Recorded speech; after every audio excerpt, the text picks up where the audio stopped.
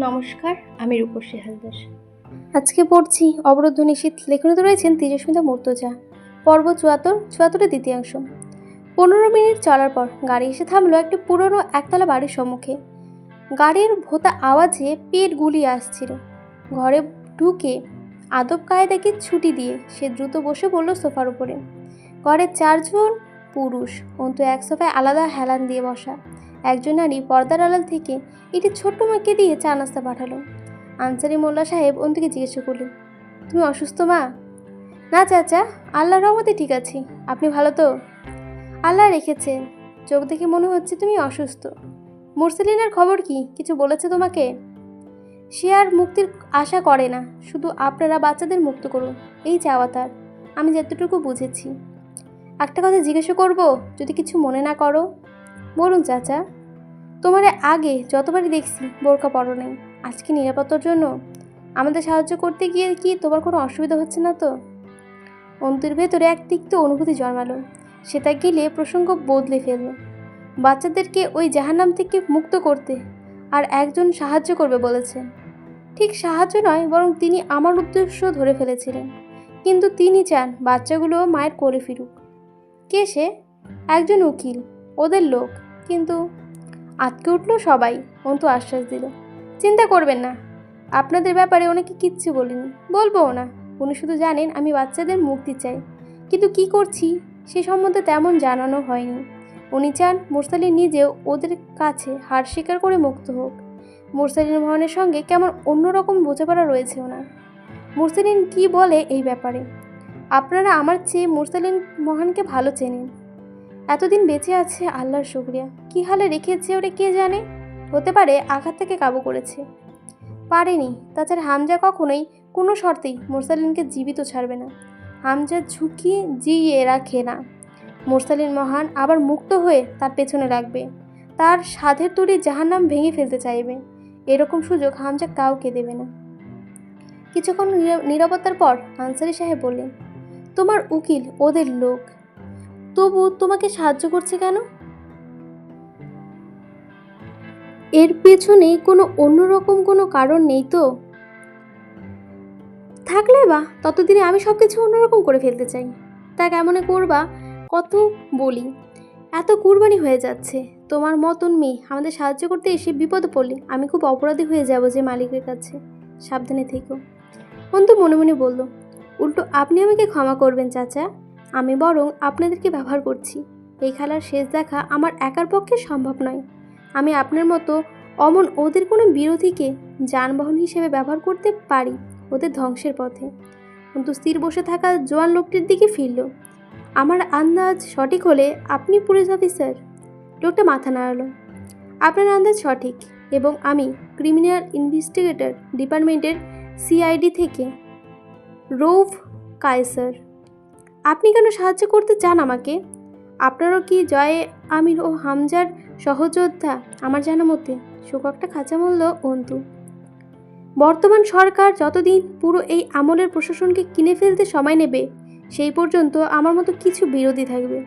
অন্তু বুঝল বিরোধী দলীয় সমর্থক, তাতে অন্তুর যায় আসে না। রাজনৈতিক দলাদলির সঙ্গে তার অস্পষ্টতা নেই। কেবল তার একটি উদ্দেশ্য আছে, একটি ধ্বংসযজ্ঞের আয়োজন সে করবে, এবং এই ধ্বংসযজ্ঞে সে যে কাউকে উপাদান মারাতে পারে যে কোনোভাবে, তার কোনো ভয় নেই, পিছুটার নেই। বেশ কয়েকটা যেগুলোকে দায়ভার বলে ভালো শোনাবে, এছাড়া আর কিছুই নেই। অন্তু এক গ্লাস পানি খেলো, বেশ কিছুটা সময় নিল।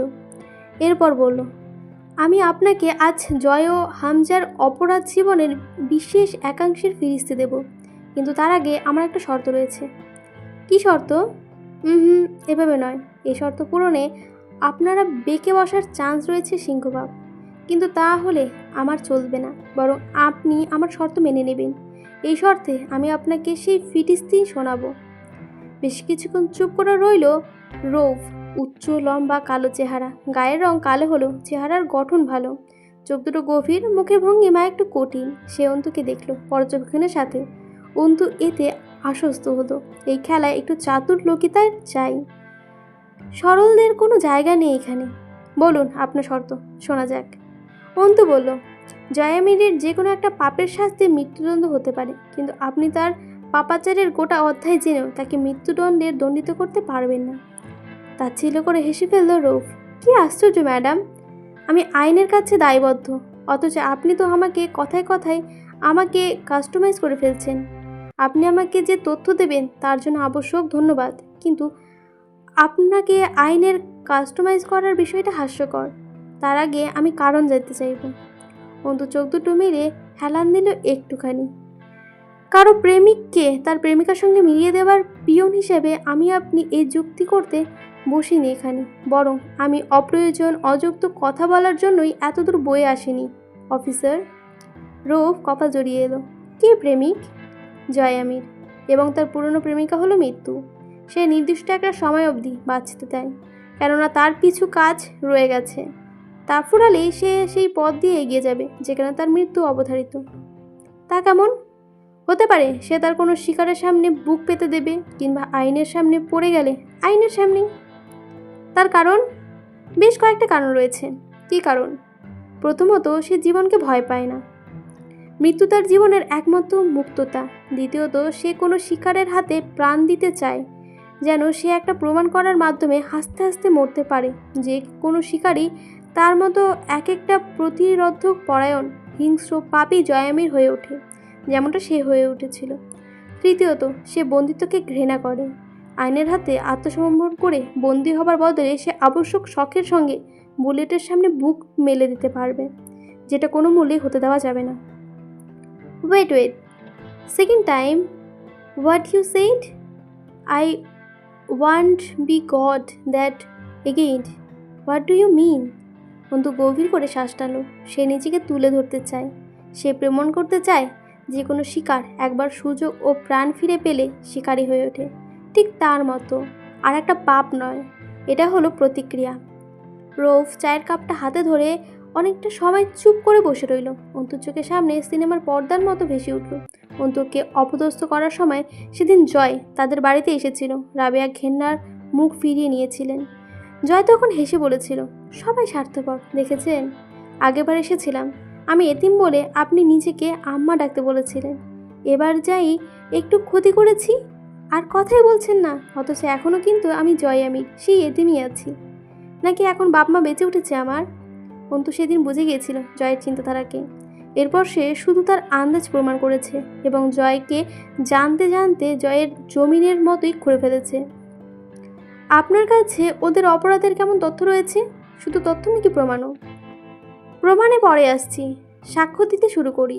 মাস কয়েক আগে মেয়র হামজা পাটোয়ারি তার বোনের স্বামী সীমান্তকে খুন করেছে আমার সামনে। রৌফ নড়ে চড়ে বসল। আপনার সামনেই? আপনি যে সোফায় বসে আছেন, ধরুন সেখানে আপনি কাউকে কুপিয়ে মারছেন, আমি ওই যে দরজার কাছে দাঁড়ানো। এরপর পলাশ আজগর, তাকে মারা হয়েছে কাঠের মেশিনের টুকরো করে। সেই মেশিন ও কাঠের মিলকে মালিদের হুদিশ আমি আপনাকে দেব। তাকে ধরে নিয়ে আসবেন এবং সে সাক্ষী দেবে, অবশ্যই রাজি হয়ে যাবে। তার জন্য তাকে টর্চার সেলেও রাখা লাগতে পারে 2-1 দিন। তাছাড়া তার একটা ছোট মেয়েও আছে। যদি একটু অন্যায় উপায় অবলম্বন করতে চান তো তাকে জিম্মি করেও স্বীকারোক্তি নিতে পারেন, এবং তার এক পা পঙ্গু। সেটা করেছে জয়ামির। বিষয়টা প্রমাণ করতে এখন পুলিশ হেফাজতে থাকা কবির আপনার ভালো ইনফরমেশন হতে পারে। সে উপস্থিত ছিল সে সময়। রৌফ কায়সার পর্যবেক্ষণের মতো চেয়ে থেকে মনোযোগ দিয়ে শুনছিল কথাগুলো। অন্তু বলল, সাবেক মেয়র ঝন্টু সাহেবের ছেলে মাঝার, তাকে জয়ামির জবাই করে মেরেছে। আপনি সেখানে উপস্থিত ছিলেন? না, আমার হাত থেকে চাপ্পু নিয়ে গিয়েছিল এবং আমি খুব ভুল না হলে ওর মাথাটা কবরস্থানে দফন করা হয়েছে এবং সেই কবরটা শনাক্ত করে দিতে পারি, এবং সেখানে আপনি পলাশের মাথার খুলিটাও পাবেন। আচ্ছা। রূপ কিছু লিখল। অন্তু বলল, এবং ঝন্টু সাহেবকে 2 ভাই মিলে মেরেছে বলেই আমার ধারণা। যদি একজনও মারে, সেদিন বেরিয়েছিল 2 জন, এবং এটার প্রমাণ আছে আমার কাছে। রূপ আসলো। তদন্তের সময় একটি সিসিটিভি ফুটেজ আমরা উদ্ধার করেছিলাম এবং সেখানে হামজা পাটোয়ারিকে ঝন্টু সাহেবের বাড়ির রাস্তায় দেখা গেছে, কিন্তু ওনাকে তেমন একটা জিজ্ঞাসাবাদের সুযোগ তখন পায়নি, কেননা উনি ক্ষমতাদামী দলের নেতা ছিলেন। যেহেতু ওটা ওনার শ্বশুর বাড়িও, সেক্ষেত্রে ব্যাপারটা কিছু চাপা পড়ে গিয়েছিল। এবার আর এই দ্বিধাটা রইল না। অন্তু যাবতীয় অপরাধের বিবরণ দেওয়ার পর আনসারি সাহেবকে বলল, মেয়র যখন ঢাকাতে সে ফিরলে সব শেষ ধরুন। সুতরাং সে ফেরার আগে যা করতে পারেন এবং স্বাভাবিকভাবে সে আজকাল ফিরে আসবে। এখন আপনাদের কাজ হলো যে যাতে এত দ্রুত ফিরতে না পারে এমন কিছু করা। কি করতে বলছো? গাড়ি অ্যাক্সিডেন্ট করিয়ে দিন। হ্যাঁ, 2-4 দিন হাসপাতালে ঘুরে আসুক। বাড়ি আর ঢাকা করতে করতে পেরেশান হয়ে গেছে ভীষণ। সবাই কিছুক্ষণ চুপচাপ অন্তুকে দেখলো। অন্তু উঠে দাঁড়িয়ে বলল, আপনারা পাটোয়ার বাড়িতে ঢোকার জন্য কালকের দিনটা পাবেন। কাল জয়ামিরকে নিয়ে বের হব আমি, সেইটুকু সময় আপনারা পাবেন। হামজা বড় মহলের সঙ্গে একটি মিটিং শেষ করে হোটেলে ফিরল বেলা 11:30টার দিকে। হোটেলটা যে মন্ত্রীর, তারই সঙ্গে মিটিং শেষ করে ফিরল সে। পাঞ্জাবিখানা খুলে খালি গায়ে শুয়ে পড়ল বিছানার ওপর। ঘুমের অভাবে শরীরের অসহ্য অস্থিরতা টের পাচ্ছিল। জয়কে গত 2 দিন বহুকাল ধরে কল করেছে সে, কোনো সাড়া পাওয়া যায়নি। হামজা ওভাবেই উঠে গিয়ে ব্যালকনির গ্রিল ধরে দাঁড়ালো। রাজধানীর এক অভিজাত হোটেলের ব্যালকনি থেকে ব্যস্ত এই মহানগরীর বড় রহস্যময় লাগলো হামজার কাছে। এই ব্যস্ত এই নাগরী কাউকে কিচ্ছু দেয় না, হাসিল করতে হয়। সেই হাসিলের সিংহভাগ অর্থনৈতিক খাতে আদায়কৃত। হামজাকেও কিচ্ছু দেয়নি বলাটা অকৃতজ্ঞতা হবে। ব্যথা দিয়েছে, কখনো শরীরে, কখনো খিদের, কখনো বা পরিচয়হীনতার, কখনো অনুভূতির, কখনো বা এত লড়াই করে জেতা এইটুকু ক্ষমতা হারিয়ে ফেলার ভয়ের ব্যথা। ক্ষমতার লড়াই যারা লড়ে তারা জানে তারা কতটা অসহায়। তারা জানলেও একজন ভালো মানুষ হতে পারে না। নেশার চেয়ে বড় প্রবৃত্তি নেই, ক্ষমতার নেশার চেয়ে বড় নেশা নেই। রিমি মুখটা ভেসে উঠল চোখের সামনে। যারা রোজ ব্যথা পায় তাদের সয়ে যায়, যারা একদম অভ্যাস ও অভিজ্ঞতা নেই তারা কিভাবে সইবে? হামজার জানা নেই। হামজা কখনো কিছু ধরে রাখতে চায়নি, ক্ষমতাও জয়কে ছাড়া। এরপর কিন্তু মনে হলো সে আরেকটা জিনিস ধরে রাখতে চেয়েছিল, রিমিকে, সরল রিমিকে। সেই রিমি কখনো সরল কিন্তু তিক্ততার বশে বশীভূত। হামজা আন্দাজ করে রিমি কখনো তখনও মুখে চেয়ে বসবে, আমাকে তালাক দিন। হামজা শক্ত করে চেপে ধরল গ্রিলটা। তার বলবান হাতের মুঠোর ওপর মোটা মোটা রগগুলো খাড়া হয়ে উঠল। বুকের ভেতর এক চাপা সুচালো ব্যথা টের পাওয়া যাচ্ছে। রিমির মুখে উচ্চারিত এই কথায় হামজা যে হেরে যাওয়া, হারিয়ে ফেলা ব্যর্থতা রয়েছে, তা হামজা সামাল দেবে কী করে? এরপরের ভয়টা হামজাকে বিষের মতো গ্রাস করে। সে সব সহ্য করতে পারবে, সে পারবে, কিন্তু জয়ের চোখে তার জন্য অভিযোগ, ঘৃণা। মস্তিষ্কের মধ্যভাগটা দপদপ করে উঠল। মাথা ঝাড়া মারল হামজা। দ্রুত রুম থেকে প্রেশারের ওষুধ ও 2টো ঘুমের ওষুধ খেলো। তার ইচ্ছে করছে রুমটাকে ভেঙে আছড়ে গুঁড়ো গুঁড়ো করে ফেলতে। হামজার অস্থিরতা ও ভয়কে ঘেন্না করে, ক্ষমতাও জয়কে তার। সে একটা আফসোসের আজ বহুদিন যাবৎ ঘুমাতে পারে না। অন্তু মেয়েটাকে ক্লাব ঘরে তুলে নিয়ে যাবার কথা ছিল। এরকম বাড়ন্ত কাউকে পথে রাখতে নেই। অন্তুকে সে সুযোগ দিলে সে মোস্তাকিন ভবনের মতোই কেঁচো বদলে খুঁড়তে খুঁড়তে আজগর সাপ বের করে আনতো। এই কথা পলাশ জানতে পেরে বলেছিল, হামজা তুমি আমার হক নষ্ট করো না এভাবে। তুমি কি জানো কাকতালি ওই ছোট্ট পাখি ভাই আমার কাছে ঋণী। ক্লাব ঘর ছাড়ো, তুমি আমার ঘরে আনো। আমার ওপরে তোমার ভরসা নাই? হামজা সম্মতি দিল। অন্তুর প্রধান দুর্বলতা তার আব্বু, দ্বিতীয়টা সম্মান। 2টো লুট করলেই পলাশ সিদ্ধ হস্তে, তার পাকা হাত। কিন্তু বাজির চাল পাল্টে দিয়েছে সেই সন্ধ্যায়। সেক্ষেত্রে জয়ামির। অন্তু বেঁচে গেল সেই দিন, আমজাদ সাহেবও। এরপর অন্তুকে ঢাকায় তুলে নেওয়ার কথা ছিল, কিন্তু তার মাঝে অন্তু জয়কে থুতু নিক্ষেপ করে আরও একবার চাল পাল্টে দেবে হামজা তা ভাবতেই পারেনি। বিষয়টা সে জেনে বরং খুশি হয়েছিল। সেদিন জয় পলাশের রূপটপ থেকে অন্তুকে বাঁচালো। এই থুতুর বদলা নীতি জয় এবার অন্তুকে ছিঁড়ে খাবে। কিন্তু জয় তার আগেই হামজাকে না জানিয়ে এক অঘটন করিয়ে বসলো। থুতুর বদলে থুতুর আয়োজন করলো। হামজা সেদিন অল্প সময়ে আর কিছুই ভাবতে পারেনি। নির্বাচনের কদিন পর রেপুটেশন রক্ষার চেয়ে বড় কর্ম নেই একজন রাজনৈতিকের জন্য। নতুন অবস্থায় মানুষের মন ভাঙা চলবে না, মহান হতে হবে। সেই মুহূর্তে অন্তুকে হাতের মুঠোয় রাখায় একমাত্র উপায় তার মাথায় জয়ের সাথে তার বিয়ে দেওয়া ছিল। হামজা বেডসাইড টেবিলের ওপরে ল্যাম্পটা তুলে এক আছাড় মারল। চুরমার হয়ে বিকট শব্দ তুলো তা। এত বড় ভুল হামজা কি করে ফেলেছিল সেই দিন? আরও কয়েকটা ভুল হামজা করেছে এই কয়েকটা মাসে। সে মেয়েটাকে দুর্বল ভাবতে